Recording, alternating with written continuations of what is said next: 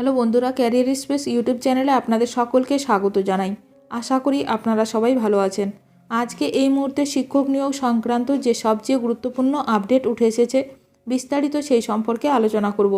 তাই ভিডিওটি অবশ্যই শেষ পর্যন্ত দেখবেন নিয়োগ সংক্রান্ত অনেক নতুন নতুন আপডেট পাওয়ার জন্য। যারা চ্যানেলে নতুন তারা চ্যানেলটিকে সাবস্ক্রাইব করে পাশে থাকা বেল বাটনে প্রেস করে অল নোটিফিকেশানটিকে অন করে রাখবেন, কারণ এমন ধরনের লেটেস্ট আপডেট নিয়ে এই চ্যানেলে সবসময় ভিডিও আপলোড করা হয়ে থাকে। হাইকোর্টে জিতল এসএসসি, তবু নিয়োগ বিধি নিয়ে বিতর্ক। এবার লড়াই সুপ্রিম কোর্টে। 26,000 চাকরির নতুন পরীক্ষার বিধি বহাল রাখল হাইকোর্ট।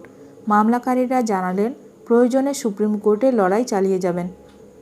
26,000 শিক্ষক নিয়োগ বাতিলের পর নতুন পরীক্ষার বিজ্ঞপ্তি প্রকাশ করেছিল স্কুল সার্ভিস কমিশন।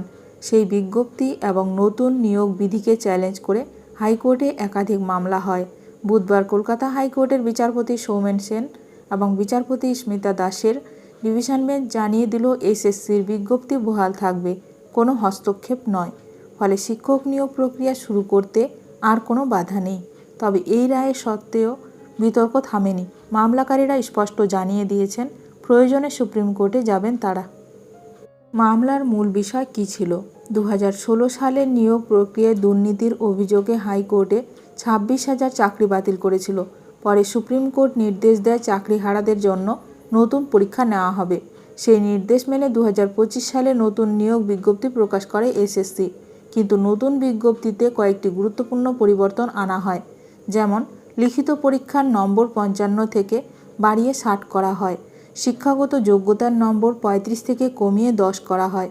অভিজ্ঞতা এবং লেকচার ডেমনস্ট্রেশনের জন্য 10 নম্বর বরাদ্দ রাখা হয়। বয়সসীমা 2025 সালের 1 জানুয়ারি পর্যন্ত 40 বছর নির্ধারণ করা হয়। এই পরিবর্তনগুলির বিরুদ্ধে হাইকোর্টে মামলা হয়। মামলাকারীদের দাবি ছিল 2016 সালের বিধি মেনেই পরীক্ষা নেওয়া উচিত, না হলে যোগ্য প্রার্থীদের ক্ষতি হবে। হাইকোর্টে কার কী যুক্তি ছিল? রাজ্যের পক্ষে অ্যাডভোকেট জেনারেল কিশোর দত্ত বলেন, কোনো নিয়োগ প্রক্রিয়ায় প্রার্থীর যোগ্যতা নির্ধারণ করার অধিকার নিয়োগকারী সংস্থার। সুপ্রিম কোর্টের নির্দেশ মান্য করেই নতুন বিধি তৈরি করা হয়েছে। এসএসসির পক্ষে কল্যাণ বন্দ্যোপাধ্যায় বলেন, কোথাও বলা নেই 2016 সালের বিধি মেনে নিয়োগ করতে হবে। ডিভিশন বেঞ্চ আগেই বলেছিল নিয়োগ প্রক্রিয়া শুরু করতে হবে। অন্যদিকে মামলাকারীদের আইনজীবী অনিন্দ মিত্র দাবি করেন, সুপ্রিম কোর্ট নতুন পরীক্ষা নিতে বলেছে ঠিকই, কিন্তু যোগ্যতামান পাল্টানোর কথা বলেনি। এসএসসি ইচ্ছাকৃতভাবে প্রার্থীদের অসুবিধায় ফেলছে। হাইকোর্টের সিদ্ধান্ত ও এর তাৎপর্য। ডিভিশন বেঞ্চ সমস্ত মামলা খারিজ করে দেয়।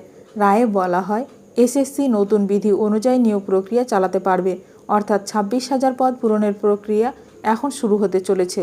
তবে মামলাকারীরা জানিয়েছেন লড়াই এখানেই শেষ নয়। প্রয়োজনে সুপ্রিম কোর্টে গিয়ে নিজেদের দাবি প্রতিষ্ঠা করবেন। এখন দেখার বিষয় এ নিয়ে আরও কি গুরুত্বপূর্ণ খবর উঠে আসে। ভিডিওটি ভালো লাগলে অবশ্যই লাইক করবেন। আজকের ভিডিওটি এখানেই শেষ করলাম। নতুন কোনো আপডেট নিয়ে দেখা হবে নেক্সট ভিডিওতে।